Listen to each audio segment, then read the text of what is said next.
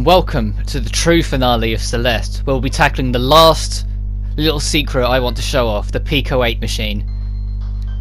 When you access it, you get to play an 8-bit classic styled version of Celeste.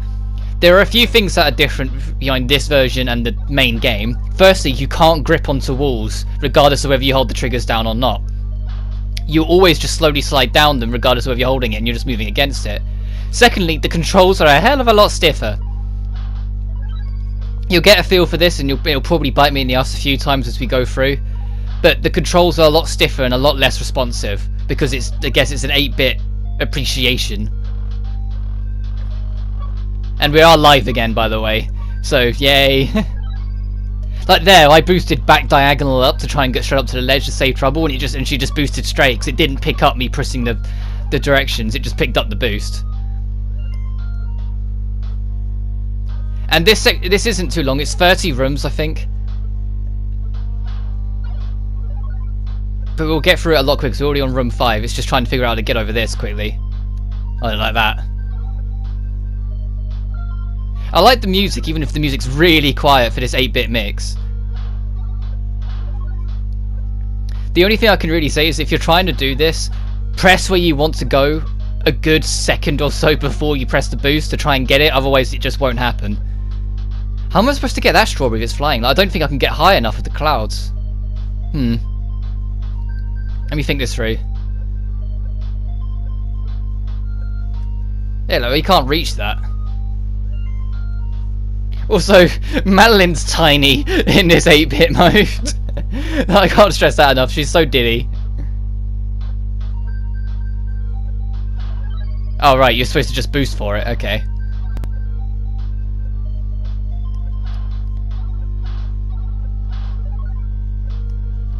There's no real point in getting the strawberries in this mode. You don't get any reward for getting them or missing them. It doesn't add to anything, it's just for this level. For this optional little thing, this little Easter egg. Which I did show how to find it, but in case you missed it or you just can't remember, it's in Oshiro's level, the mansion. Oh, not the mansion, the hotel even. When you're in there, you, sorry, I'm talking and so my concentration's gone out the window. There's a secret room that you can find there that leads you to it. It's pretty obvious, so you won't miss it.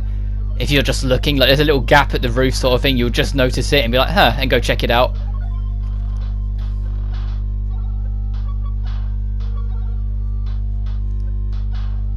Ah, I'm not gonna bother editing out any of the deaths to this because it's so short in the grand scheme of it. Like, we'll be done in no time of this. There's really no point in editing. Let's say we're already here.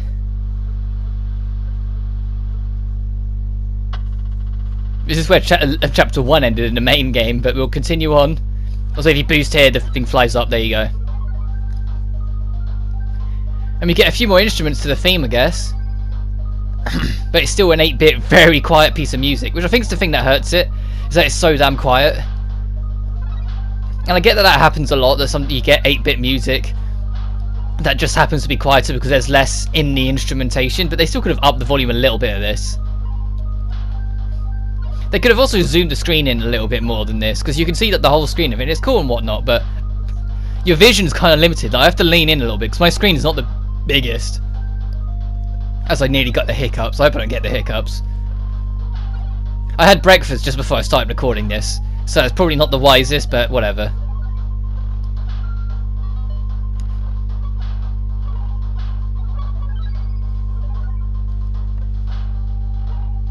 Hey. Ah. So you got to boot. Yeah, okay. You got to carry the boost with you over it, and then do a bit of wall jumping to get the balloon, then push your way up. That's a little bit technical for a level that controls really stiffly. Ah. I'm making this look like I'm really shit, and I promise you I'm not. It's just the controls are a hell of a lot stiffer in this, and I know I shouldn't blame the controls, but it is. I'm so used to the main game and how smooth it is, that going to this where it's so much stiffer really throws you off. I think you have to go up, up, and then diagonal for the last two. Oh, I missed it, damn it.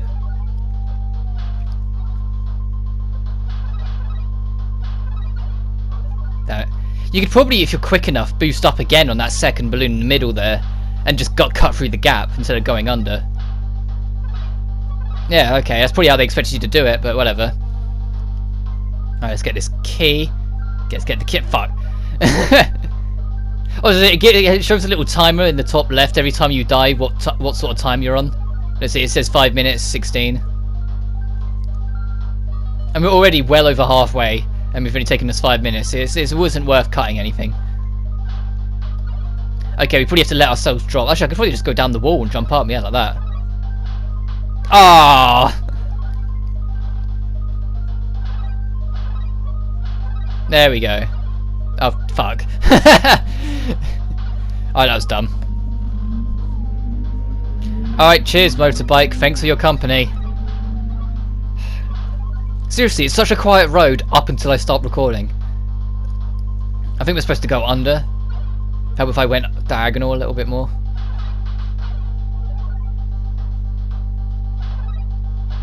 Yeah, like that. Ah.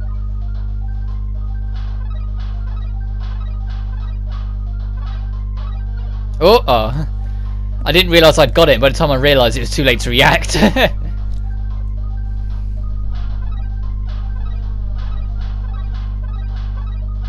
There we go.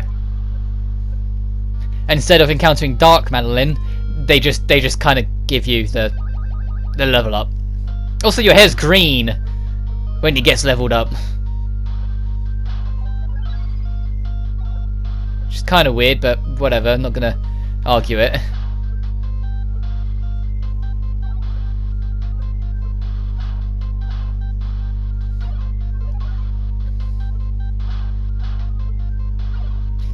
Then I guess maybe it was a bit hard for them to, if for 8-bitness, to get the colours of the normal power-up done properly. So just going for flashing green is probably the best alternative they could go with.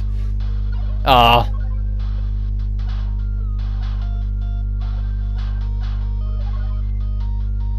Well, how was I supposed to get up? Are you supposed to go up and over or down? Oh, like that, okay. I was going to try both ways anyway, but that was just the first one I decided to go with. Damn it.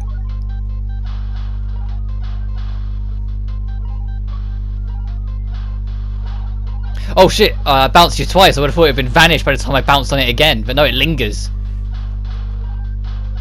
I didn't react to it at all because I just wasn't expecting it. Right. So just keep boosting down like a madman. Jesus. You get way too close to that. Oh, you have to boost out of this? Fuck. Can I wall jump out of it? Oh, that works too. That works too, actually. I'll just go up the top and then get my boost back and then try it from there. And, you know, boost the direction I pressed. Like that. Thank you. Oh god, now I've got to do the rest of this. I think you need an extra boost. Yeah, you do. You have to boost over that. You have to not boost over it. Get over it in one boost, not two. Alright, so let's try it again. Damn it, oh, you can get up it. Yeah, if only I could grab walls. You can make that jump with using 2 boosts though.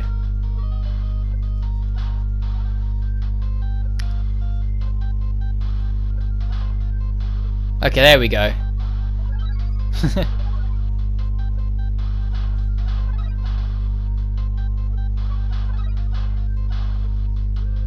Damn it. Damn it! If I got the balloon on the way down, I could have saved that. Oh well. But yeah, this is the final part of Celeste. I'll save my final thoughts for another couple minutes.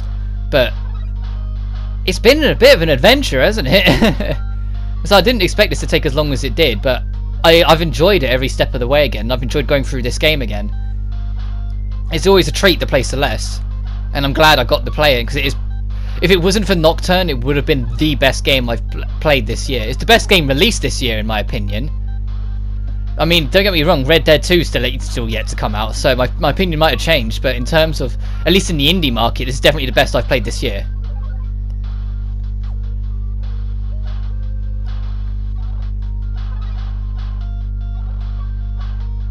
And yeah, I don't think God of War, the new Spider-Man, is my game of the year. Don't get me wrong, they're both good. God of War has the dumb, stupid realism over fun combat though, which I don't agree with whatsoever, because it just feels so stiff and uninteresting. And don't get me wrong, the story and the role-playing elements of it's fine. It's just the action of it feels so unactiony, which is what makes me so much happier that Devil May Cry is sticking to Devil May Cry. Because if Devil May Cry went for the God of War realism over fun approach, it would have hurt me more than the reboot.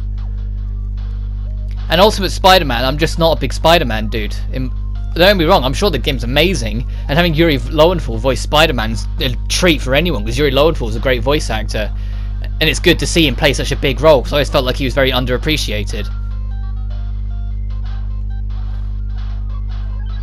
Oh yeah. But it's just, I'm not that big of a Spider-Man dude. My Spider-Man binge hasn't been since I was a kid playing Ultimate Spider-Man on the PS2. Which I still, to this day, prefer over Spider-Man 2. Fight me. And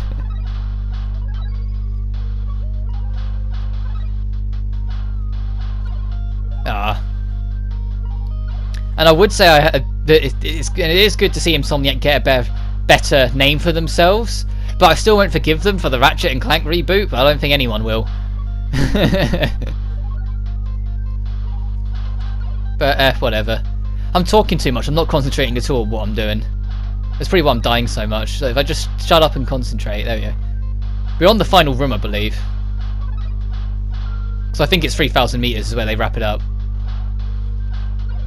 Oh. You know, it would have been good if I didn't miss the balloon. Oh, that's the thing, why balloons? Like in the main game they use those crystals, yet in this they went, balloons are cool. Well, the sound effect didn't play for the boost. And there we go, that's it. There's no end screen, you just have to leave. But that's everything. That's Celeste. I really love this game. If you haven't gathered already, I do. It's such a great game. Matt Thornton did such a great job of this game, and I hope this isn't the last we see of him. I hope he ends up going on to make more stuff, because Matt Makes Games, his very blunt name of his team, are a very solid team that made a very sweet adventure, and I'd love to see them do more. Lena Raine did an amazing soundtrack for this game, and all the remixers that I'm sure will be mentioned at some point during the credits also did a very great job in remixing the tracks for the B-side. The story is really sweet, whilst at the same time tackling sensitive subjects without having an ego about it. I've mentioned it before, but the reason why I didn't like Hellblade is because it felt like it had quite an ego about how they understood mental illness. It felt like there was like, it's our way is the real way, no one else's matters sort of thing. Whilst this, you can tell it's an opinion, not a fact, the way they treat it. It's like, okay, this is how we kind of see it, and this is how we think it should be tackled. And its first step is acknowledging it, is what they believe, not you can't just overcome it. You just can't overcome mental illness, but you need to start to learn to accept it's there. Which I think is a very honest and fair way of putting it. But I'll stop talking about that because that is a sensitive subject for a lot of people anyway. The gameplay is really easy to get into. If you think of Super Meat Boy, but even cleaner. But that's just what happens because this game came out several years after Super Meat Boy, so of course it'll be even more cleaned up. The guys are very easy to get in touch with. They have their own social media page. Just cheers for making this game, guys, over there, Matt Thornton and your team. You made a very sweet, loving game, and I can't wait to see what next you make on your wholesome adventure of video gaming. Hoping this isn't your last stop, and I really hope this isn't, because god damn, you need to see. They have a cat called Mr. Satan. Okay. Anyway, I'm gonna have to take a slight break before I tackle my next proper Let's Play. But when we come back and I'm tackling my next proper Let's Play, it will be what a few of you have probably worked out, but it'll be Devil May Cry 3. But until then, thanks for watching. Thanks for playing. You guys take care now.